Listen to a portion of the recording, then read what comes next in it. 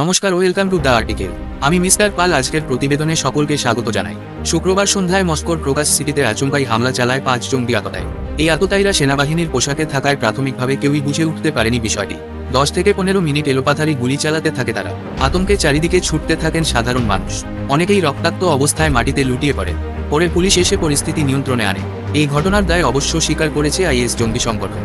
রাশিয়ার স্বাস্থ্যমন্ত্রী মিখাইল মুরাশোকো জানান, 5 শিশুসহ 145 জনকে হাসপাতালে ভর্তি করা হয়েছে, যাদের মধ্যে একজনের অবস্থা গুরুতর।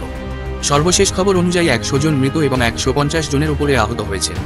মস্কোয় জঙ্গিহানার তীব্র নিন্দা জানিয়েছেন ভারতের প্রধানমন্ত্রী নরেন্দ্র মোদী। এক্স হ্যান্ডেলে তিনি লেখেন, মস্কোয় এই জঘন্য জঙ্গি হামলার তীব্র নিন্দা জানাচ্ছি আমরা।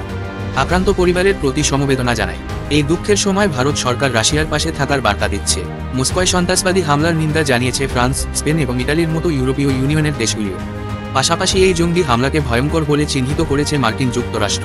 তবে মস্কোতে আততায়ী হামলা এই নতুন নয়। একটু ইতিহাস ঘাটলেই দেখা যাবে আগেও হয়েছে এরকম ঘটনা ও প্রাণহানি। এই ঘটনা যে ঘটতে পারে তা অবশ্য বহু আগেই মার্কিন গোয়েন্দা সংস্থা জানতে পেরে সতর্কও করেছিল রাশিয়াকে। কিন্তু রাশিয়া তখন বিষয়টিকে গুরুত্ব না দেওয়ায় আজ এই ঘটনার সাক্ষী হতে হলো তাদের।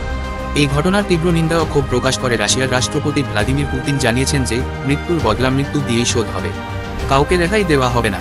রাশিয়া যে এই হামলার প্রতিশোধ বেশ বড় আকারে নিতে চলেছে তা খানিকটা পুতিনের বক্তব্যেই বোঝা যাচ্ছে। আজকের প্রতিবেদন এখানেই শেষ করছি। এই নিয়ে বড় কোনো আপডেট আসলে অবশ্যই জানাবো।